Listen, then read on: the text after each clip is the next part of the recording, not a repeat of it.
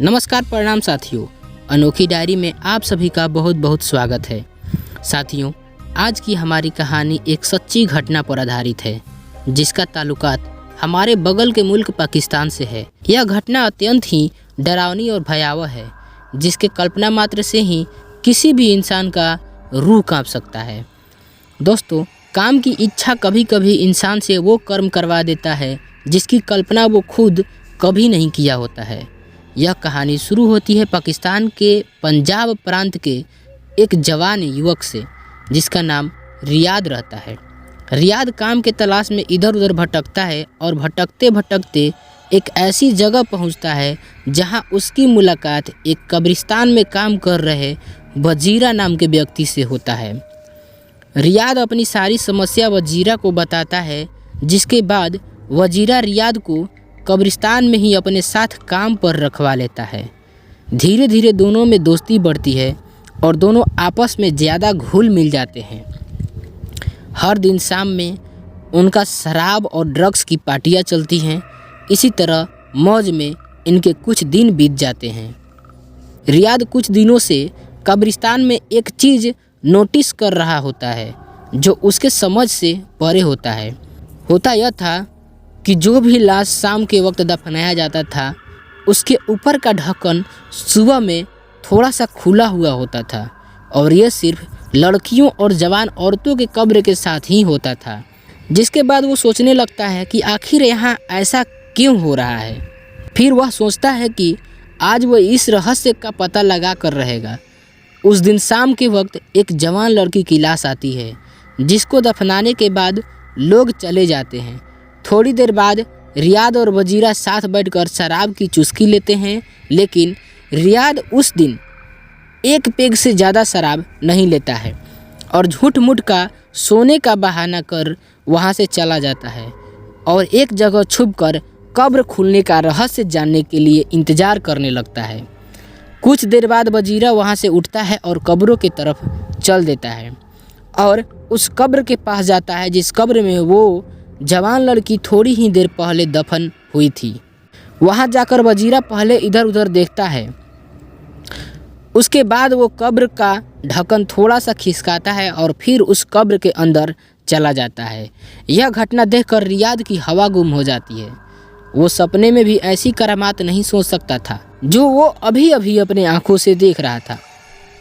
लगभग 1.5-2 घंटे बाद वजीरा उस कब्र से निकलता है और ऊपर के शिला से कब्र को जितना ढक सकता था ढकता है और फिर आकर बिस्तर पर सो जाता है। अगले सुबह रियाद इस घटना के बारे में वजीरा से पूछता है और कहता है कि मैंने सब तुम्हारे करतूत रात को देख लिए हैं, बताओ क्या करते हो कब्र के अंदर। तो वह फिर अपनी सारी बात बता देता है कि लड़कियों और औरतों की नई लाशों के साथ वो शारीरिक संबंध बनाता है। वजीरा की ऐसी बातें सुनकर रियाद सुन रह जाता है और फिर वजीरा रियाद को भी ऐसा करने का सलाह देता है।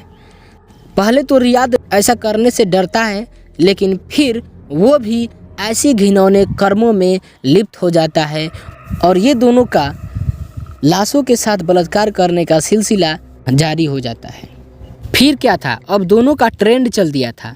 जब भी कोई लाश शाम के वक्त लड़कियों या औरतों की आती, ये दोनों उस लाश के साथ शारीरिक संबंध बनाते, यानी कि एक मृत शरीर का बलात्कार करते।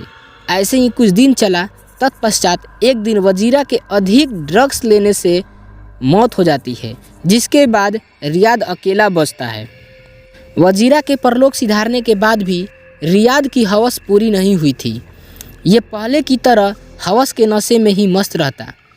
रियाद का आए दिन लाशों के साथ बलात्कार का सिलसिला जारी रहा। लोगों के लाश दफना के जाने के बाद थोड़ा अंधेरा होते ही वो कब्र में घुस जाता और अपनी हवस मिटाता। वो अब इंसानों से जानवर बन चुका था। उसे ऐसा कर्म करने में तनिक भी डर नहीं लगता था। वो भूत प्रेतों से तो डरता ही नहीं था, साथ में भगवान से भी नहीं डरता था। चाहे वो सबके नज़रों से बचकर ऐसा करता था, लेकिन ईश्वर से तो वो कुछ भी छुपा नहीं सकता था। हुआ भी एक दिन कुछ अलग ही करिश्मा। शायद उसके पापों का घड़ा भर चुका था। एक दिन लगभग 3 बजे एक लाश आती है, जो एक कुंवारी लड़की की थी। जिसे 5 बजे तक दफना दिया गया था। रियाद के लिए ये सबसे अच्छा समय होता था क्योंकि लाश ज़्यादा ताज़ी होती थी। लड़की का लाश दफनाने के बाद लोग अपने अपने घरों को लौट गए थे और रियाद इधर अंधेरा होने का इंतज़ार कर रहा था। और थोड़ी अंधेरा होते ही वो आज फिर से एक नई लड़की के लाश के साथ कुकर्म करने वाला था। रियाद छोटे छोटे कदमों के साथ उसी कब्र की ओर बढ़ा और फिर उस कब्र के ऊपर रखी शिला को हटाकर कब्र में घुस गया।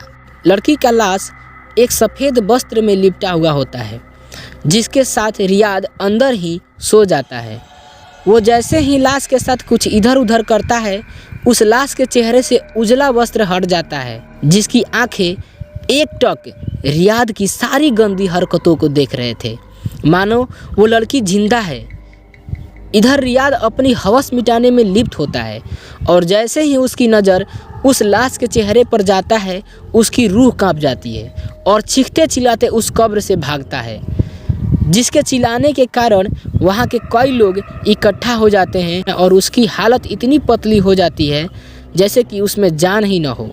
लोगों को यह बात पता चलता है तो उनका तो खून खौल उठता है, वहीं उसको मौत के घाट उतारने की बात करते हैं, पर वे उसे पुलिस के हवाले कर देते हैं, जिसके बाद उसे जेल की सज़ा भुगतनी पड़ती है।